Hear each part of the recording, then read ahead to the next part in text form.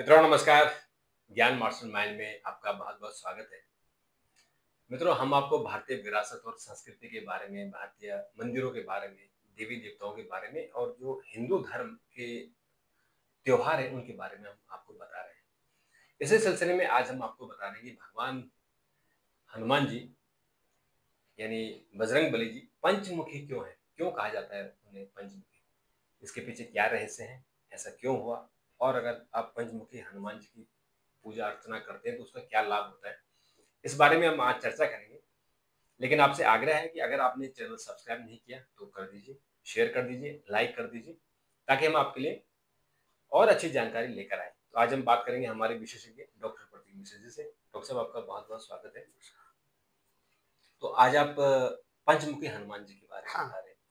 क्या रहस्य है इसका? क्यों पंचमुखी कहा जाता है? देखिए, आपने अमूमन मंदिर के अंदर अगर आपने देखा होगा, तो हनुमान जी की मूर्ति जो होती है, उसमें एक हाथ में वो पर्वत उठाए हुए हाँ, होते हैं और एक हाथ में गदा लिए हुए हाँ, होते हैं। कहीं-कहीं कुछ मंदिरों में दक्षिणमुखी हनुमान होते हैं। हाँ, दक्षिणमुखी। पंचमुखी हनुमान बहुत यदा-कदा हुँ, आपको मिलती है, क्योंकि वो उनका बहुत ही ऊर्जावान और तेजवान स्वरूप है। भगवान हनुमान कैसे उनको पंचमुखी स्वरूप करना पड़ा, इसके पीछे क्या कारण थे, क्यों उनको पंचमुख अवतार की जरूरत पड़ी और उस अवतार के बाद क्या क्या हुआ। दरअसल हनुमान जी को 8 सिद्धि और 9 निधि हाँ, दोनों ही प्राप्त थी प्राप्त हाँ, और ये भगवान सूर्य से उनको प्राप्त हुई थी। हाँ, अष्ट सिद्ध नवनिधि नवनीति के के दाता दाता ये असवर दीन जानकी जानकी माता। माता। ये हनुमान चालीसा आप पढ़ते हैं तो उसमें एक लाइन है। अब ये जो हनुमान जी का जो पंचमुखी रूप है, हुँ, इस पंचमुखी में हनुमान जी ने 5 देवों का रूप लिया हुआ है। उत्तर दिशा में 12 मुख है, दक्षिण दिशा में नरसिंह मुख है, पश्चिम में गरुड़ मुख है, आकाश की ओर हैग्रभ मुख है और पूर्व दिशा में हनुमान जी का अपना खुद का मुख है। हनुमान जी को इसकी क्यों जरूरत पड़ी? हुँ, ये राम रावण युद्ध से जुड़ा हुआ एक प्रसंग है। तुलसीदास जी की रामायण में भी इसका वर्णन है हुँ, और वाल्मीकि रामायण में भी, और रामायण के जो और संस्करण हैं उनमें भी कई जगह इसके बारे में विस्तार से बताया गया। दरअसल हुआ क्या कि जब राम रावण का युद्ध चल रहा था तो उस समय रावण को ये पता नहीं थी कि ये भगवान राम है।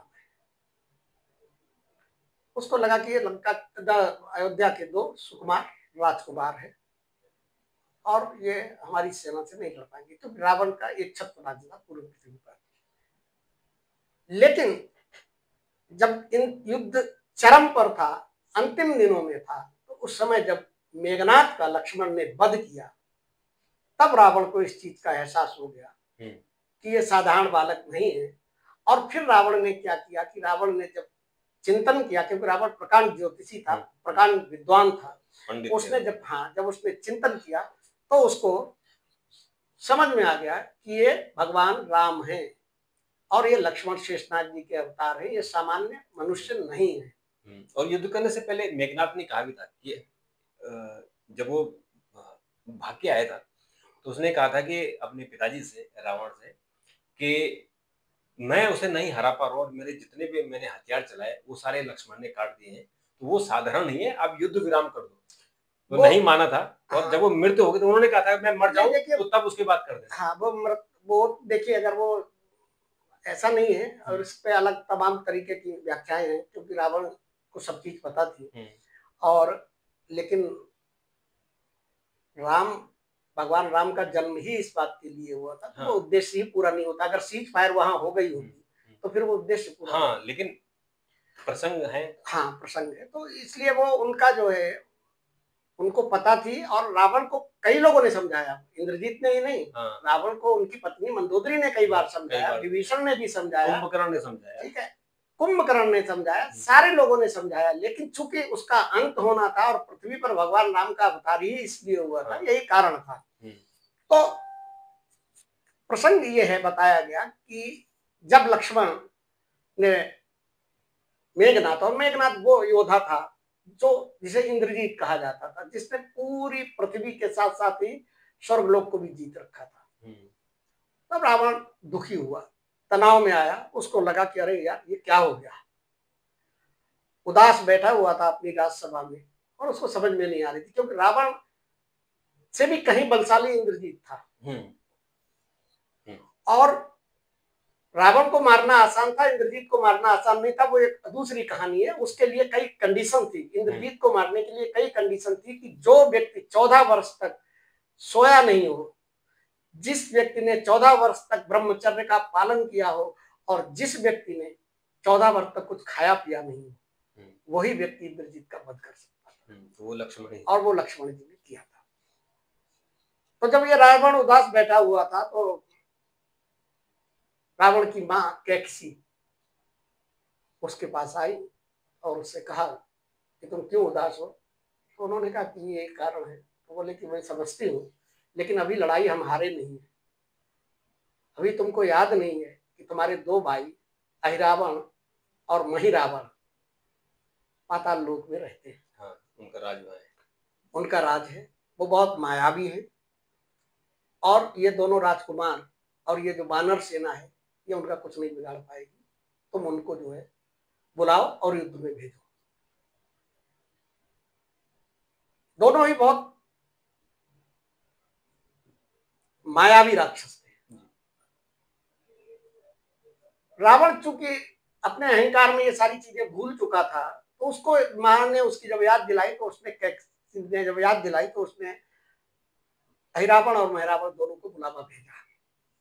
और बुलावा भेजने के बाद कहा कि सारी चीज बताई, और बोले कि ये 2 जो राजकुमार है राम लक्ष्मण, इनका तुम जाके अपनी माया से इनका सफाया कर दो। अब ये जब राज्यसभा में ये बात तय हुई और जब आदेश दिया गया, तो विभीषण तक ये बात पहुंच गई। और विभीषण को पता थी रावण और महिरावण के बारे में कि दोनों की शक्तियां क्या है, आसुरी शक्तियां क्या है, राक्षसी शक्तियां क्या है, और मायावी और दानवी शक्तियां क्या है। तो वो बहुत चिंता में पड़ गए और उन्होंने हनुमान जी को बुलाया और कहा कि हनुमान जी, बहुत बड़ा संकट आने वाला है, ऐसे ऐसे 2 मायावी राक्षस आ रहे हैं। तो भगवान राम और लक्ष्मण का जो कुटिया है, मतलब जो कैंप होता है युद्ध भूमि में, उस कैंप की सुरक्षा व्यवस्था को बढ़ा दिया जाए। भगवान राम और लक्ष्मण लंका में सुबेल पर्वत जो था, वहां पे उनकी कुटिया बनी हुई थी। रात्रि के समय युद्ध नहीं होता तो वहां विश्राम करते थे।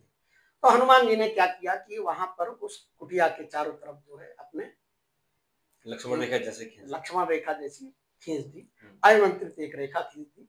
सारी सुरक्षा व्यवस्था उनकी चौकसी कड़ी कर दी गई और ऐसा सुरक्षा घेरा हनुमान जी ने खींचा अपनी सारी सिद्धियों का उपयोग करते हुए कि कोई जादू टोना और तंत्र मंत्र काम न कर पाए। अब ये लोग निश्चिंत हो गए।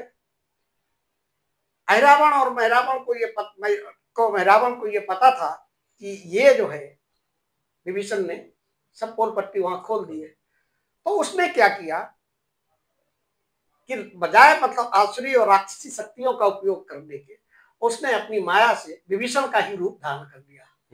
और विभीषण एक ऐसे व्यक्ति थे रामादल में हनुमान जी के बाद और जामवंत के बाद जो सीधे प्रवेश कर सकते थे। हनुमान जी, राम और लक्ष्मण जी की कुटिया में उनको परमिशन की जरूरत थी। और उसने क्या किया कि उसने रावण ने और महिरावण ने विभीषण का रूप धरा और विभीषण का रूप धर के और अंदर भगवान प्रभु राम और लक्ष्मण जो है उस पत्थर की शिला पे आराम से खर्राटे मारकर सो रहे थे, क्योंकि रात का समय था और जीत का भी जश्न था, क्योंकि इंद्रजीत का निधन हो चुका था। और वो दोनों को उठा के ले गया। विभीषण को थोड़ी देर बाद इस चीज का एहसास हुआ कि कुछ गड़बड़ हो गया है और विभीषण कुटिया के अंदर गए। और जैसे ही कुटिया के अंदर गए तो पता चला कि दोनों राम और लक्ष्मण नहीं। विभीषण ने तुरंत हनुमान जी को बुलाया और हनुमान जी से कहा कि भाई जिस चीज की हम लोग आशंका कर रहे थे वही पूरी हो गई और आप लक्ष्मण का रावण उठाकर ले गया है। अब विभीषण हनुमान जी ने कहा कि विभीषण जी अब क्या करना चाहिए, तो विभीषण जी बोले कि उसका पीछा करो। पीछा करने का मतलब ये था कि अगर आप हनुमान जी अपने स्वरूप में वहां जाते तो पीछा नहीं कर सकते थे, क्योंकि वो निकुंभला नगर में निवास था दोनों का और उधर विभीषण को पता थी। तो हनुमान जी ने क्या किया कि हनुमान जी को ये वरदान था, ये सिद्धियां थी कि वो अपने स्वरूप को भी बदल सकते थे, आकार को भी बदल सकते थे, आकार को छोटा बड़ा कर सकते थे, स्वरूप भी बदल सकते थे। तो उन्होंने क्या किया कि एक पक्षी का रूप जो है धारण किया और पक्षी का रूप लेकर वो उस पीछे पीछे चले। अब पीछे पीछे चले, लेकिन वो दोनों राक्षस चले गए थे। अब इनको बड़ा चिंता हुई कि कैसे पता चलेगी। तो उसी निकुंभला नगर में जहाँ दोनों निवासी थे, राजा थे, वहां पर एक कबूतर और कबूतरी का जोड़ा जो है दोनों आपस में गुटुरगु कर रहे थे। तो चूंकि हनुमान जी पक्षी का रूप धारण किए हुए थे तो उनको पता चल गया कि दोनों क्या बात कर रहे थे। वो दोनों ये बात कर रहे थे कि अब रावण की जीत निश्चित है और बहुत जल्दी ही ये कामाक्षी देवी के दोनों रावण और रावण दोनों कामाक्षी देवी के भक्त थे, भक्त थे। और बोले दोनों कबूतर आपस में कबूतर और कबूतरी की बात कर रहे थे, तो वो ये कह रहे थे कि अब जीत पक्की है और अब राम और लक्ष्मण की बलि शीघ्र ही कामाक्षी देवी को चढ़ा दी जाएगी और पाताल लोक। तो पक्षी रूप धरे हुए हनुमान जी को ये पता चल गया कि अब ये कहाँ लेके गए। हनुमान जी ने पाताल में डुबकी लगाई तो जब निकुंभला नगर में पहुंचे तो गेट पर जो है उनको एक सेनापति दिखाई पड़ा और वो सेनापति उसका आधा शरीर मछली का था और आधा शरीर बानर का था। तो उसको देखकर हनुमान जी ने पूछा कि भाई आप कौन है? तो उसने कहा कि मैं इस नगर का सेनापति हूँ, मकरध्वज मेरा नाम है। तो उन्होंने कहा कि मुझे अंदर जाना है, हमारे प्रभु को आपका राजा ले आया है। तो मकरध्वज ने कहा कि बिना मुझे हराए हुए आप अंदर नहीं जा सकते, क्योंकि आप अपने राजा के प्रति अगर समर्पित हैं तो हम भी अपने राजा के प्रति। हनुमान जी ने बहुत समझाया बुझाया, लेकिन उसकी समझ में नहीं आया और हनुमान जी और मकरध्वज का युद्ध हुआ। अब युद्ध भयानक युद्ध हुआ। भयानक युद्ध होने के बाद अंततः हनुमान जी जीत गए। लेकिन पहली बार हनुमान जी को इस चीज का एहसास हुआ कि हमारे बराबर का बलशाली व्यक्ति भी कोई है। तो उन्होंने कौतूहल बस उससे पूछा कि बेटा तुम बताओ हो कौन? तो उन्होंने कहा कि मैं हनुमान पुत्र मकरध्वज हूँ। अब हनुमान जी तो टेंशन में आ गए, ये हमारा पुत्र। हनुमान जी टेंशन में आ गए कि भैया हम बाल ब्रह्मचारी, हमारी शादी नहीं हुई और ये क्या पागलपन की बात कर रहा है। तो उन्होंने कहा कि कैसी बात करते हो, मैं पूर्ण ब्रह्मचारी हूँ, मेरी शादी नहीं हुई, कहाँ से तुम पैदा हो गए? तो मकरध्वज ने कहा कि दरअसल पिताजी जिस समय आप लंका दहन करके आए थे और आपका पूरे शरीर में ऊर्जा थी, पसीना निकल रहा था, तो वो पसीना समुद्र के अंदर गिरा और उसी समय मेरी माँ जो मछली थी उन्होंने भोजन के लिए मुख खोला हुआ था, तो वो पसीने की बूंद उनके मुख में गिर गई और उसी से मेरा जन्म हुआ। तो हनुमान जी ने उसको गले लगा लिया, बेटा था उनका, और गले लगाने के बाद उससे कहा कि देखिए तुम यहाँ राक्षसों के लिए काम कर रहे हो, हम भगवान प्रभु का काम करने आए, तुम मेरी मदद करो। तो मकरध्वज जो है तैयार हो गया। उसकी सारी स्वामी भक्ति अपने पिता की भक्ति के सामने कमजोर पड़ गई और हनुमान जी ने कहा कि भाई आप हमारी मदद करिए, हमको रास्ता बताइए कहाँ पर कामाक्षी देवी है और कहाँ पर क्या है। तो मकरध्वज ने हनुमान जी को बताया कि वो दो राजकुमार जो है उनकी बलि की पूरी तैयारी हो गई है और वो कामाक्षी देवी मंदिर में आएंगे। अब कामाक्षी देवी मंदिर में कैसे जाया जाए, तो मकरध्वज ने उनको हनुमान जी को रास्ता बताया और हनुमान जी कामाक्षी मंदिर के अंदर पहुंच गए। हनुमान जी ने माता कामाक्षी को प्रणाम किया, अभिवादन किया और उनसे कहा कि हे मां,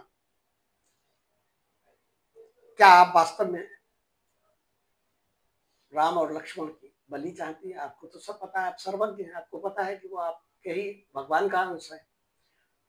तो उन्होंने कामाक्षी माता ने कहा कि नहीं, मैं नहीं चाहती हूँ, लेकिन अगर कोई भक्त मेरा बलि चढ़ा रहा है तो मैं उसको मना भी नहीं कर सकती और मुझे बलि की जरूरत है। तो हनुमान जी ने कहा कि फिर बताइए क्या किया जाए, ये तो बहुत अधर्मी और अत्याचारी राक्षस है, आप क्या किया जाए। तो माता ने कहा कि मुझे बलि चाहिए, राम या लक्ष्मण की चाहिए या अहिरावण या महिरावण की चाहिए, दोनों की बलि, मुझे बलि चाहिए, लेकिन मैं राम लक्ष्मण की बलि नहीं चाहती। तो माँ ने, उन्होंने कहा कि ठीक है माँ, लेकिन ये तो इनका शासन है और यहाँ राज्य इनका है और मैं कैसे बलि दे पाऊंगा। तो उन्होंने तरीका बताया कामाक्षी माँ ने, उन्होंने कहा कि देखिए 5 दीपक जो है जल रहे हैं और जब अलग अलग दिशाओं में, और जब तक ये 5 दीपक एक साथ नहीं बुझेंगे तब तक उनको दुनिया की कोई ताकत नहीं मार सकती, है उनकी माया जाल है।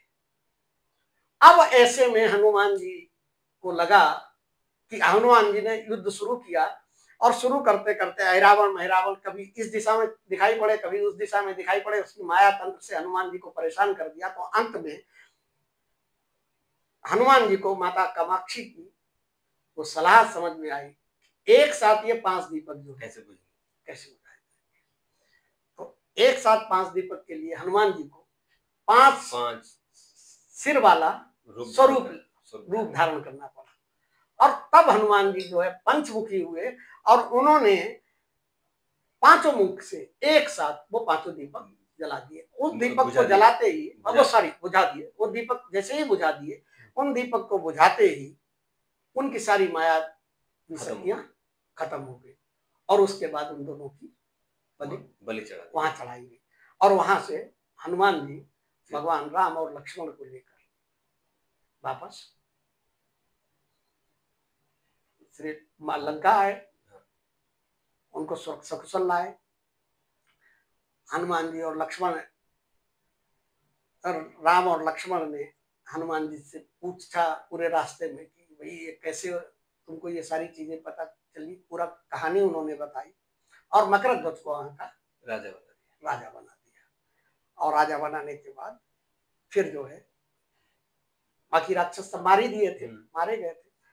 तो ये कहानी जो है ये कहानी है भगवान हनुमान के 5 रूप धारण करने की। बिल्कुल। और मुझे लगता है कि जो हमारे दर्शक हैं शायद बहुत लोगों को पता नहीं होगा कि पंचमुखी क्यों कहते हैं हनुमान जी को और 5 रूप उन्होंने क्यों धारण किए। तो भगवान राम की राम काज के लिए उन्होंने राम काज के लिए उन्होंने भगवान हनुमान जी ने जितने भी काम किए हैं वो सारे राम काज के लिए किए हैं। जैसे कि इसी में एक छोटा सा प्रसंग 1 मिनट का मैं बताता हूँ आपको 10 सेकंड में, कि इंद्रजीत की मृत्यु से पहले रावण ने एक और योजना बनाई थी और वो योजना ये थी कि उसने 1000 ऐसे राक्षसों को युद्ध भूमि में भेज दिया जिनके बारे में विभीषण को भी पता नहीं थी, बहुत बाद में पता चली। वो अजर और अमर थे, उनको अमरत्व का ज्ञान था, उनको कोई मार ही नहीं सकता था। और जब वो 1000 राक्षस मैदान में आए तो उन्होंने एक एक चुन चुन कर वानर सेना को मारना शुरू कर दिया। हनुमान जी भी परेशान, तो विभीषण से पूछा कि भाई बताइए कैसे क्या होगा। तो उन्होंने कहा कि देखिए ये इनका कुछ नहीं हो सकता है, अब ये युद्ध जो है खत्म ही नहीं होगा, क्योंकि ये तो इन्हें मार ही नहीं सकते, ये हम लोगों को मारते रहेंगे।